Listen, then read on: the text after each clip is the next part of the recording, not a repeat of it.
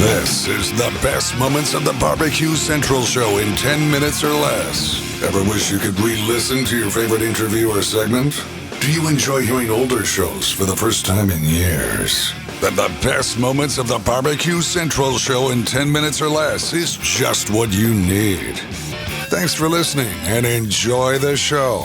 Well, hello there. Welcome to the best moments of the Barbecue Central show in 10 minutes or less. I'm your host, John Solberg, and I'm always happy to tell you that this show is brought to you by Green Mountain Grills.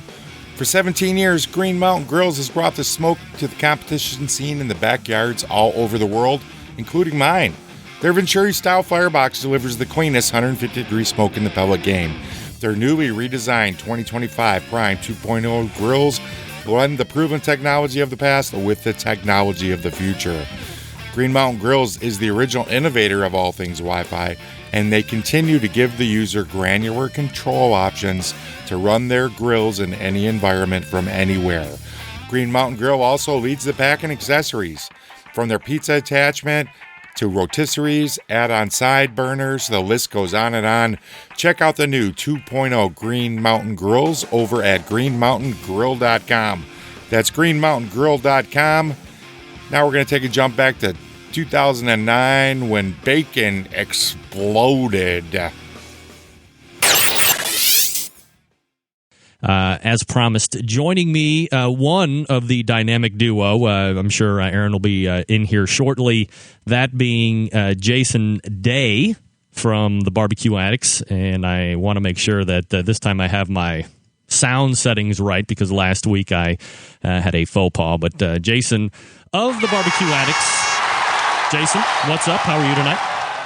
I'm doing pretty good. How are you doing, Greg? Good. Just waiting for Aaron to jump in here, but we can certainly get started while I have you on the phone so we don't break down any time.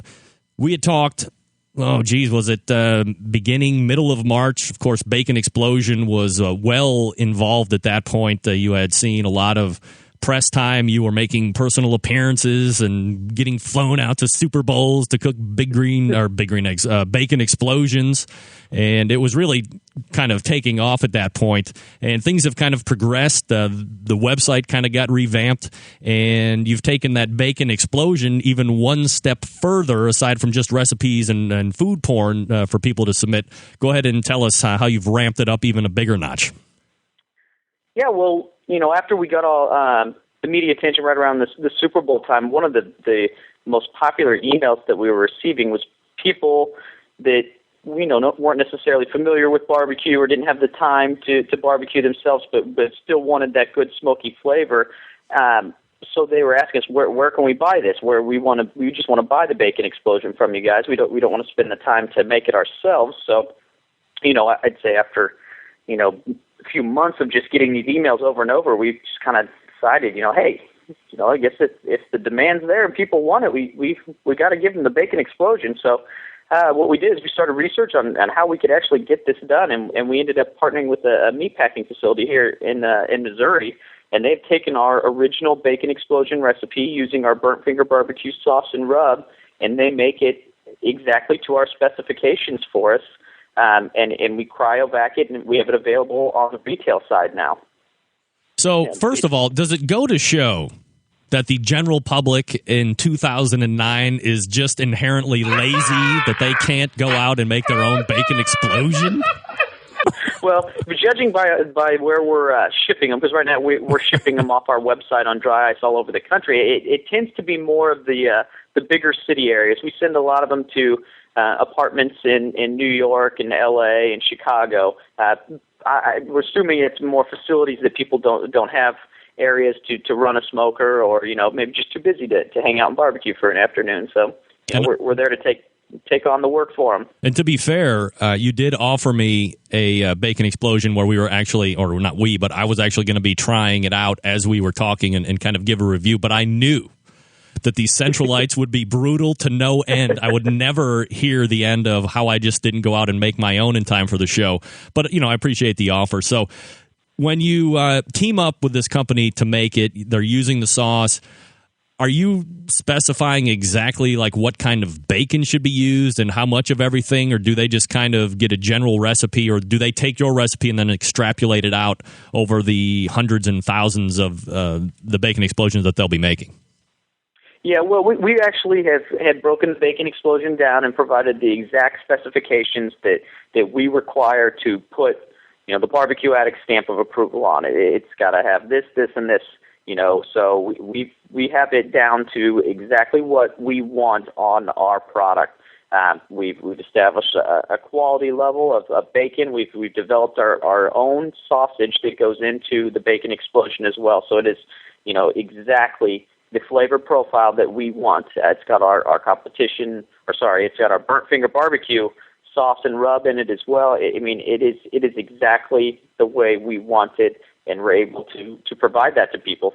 So we're really, really happy with the way it all came out. Talking with Jason Day from Barbecue Addicts. You can find him at bbqaddicts.com. You can also follow him on Twitter, BBQ Addicts Jason, if you're a tweeter. Who isn't these days, by the way? How controlling or how much say do you have in the process? You want to put your stamp on it, as you said. You want to know that when it's being sent out that it's more related to Barbecue Addicts versus some company that's representing you or making it for you. Did you have a number of test runs before you gave the stamp of approval, or are they pretty much professional? They did it one or two times, and it was pretty much dead on at that point? Yeah, we had a couple of small test runs that we did.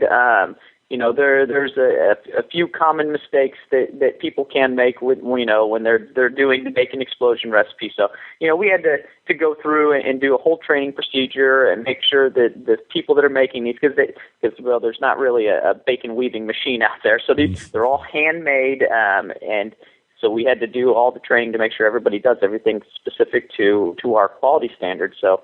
And it's to a level now that we are very confident with and are ready to put our stamp of approval on and go ahead and get it out there. So. All right, so everything's worked out. Now when you're dealing with food, obviously, as you had mentioned previously, it's got to be shipped dry ice. A lot of the rib companies out there that sell barbecue, like Carson's Ribs, and there's Montgomery down there in Cincinnati, all over the dry ice. So factoring in labor time to make the weave of bacon the right way and all that good stuff, what kind of a retail price is a consumer looking at getting their hands on a Bacon Explosion with the Barbecue Addict stamp of approval? It's kind of crazy, right? In 2009, someone was wrapping some meat in some bacon, calling it an explosion, and they were selling it. And you could buy it.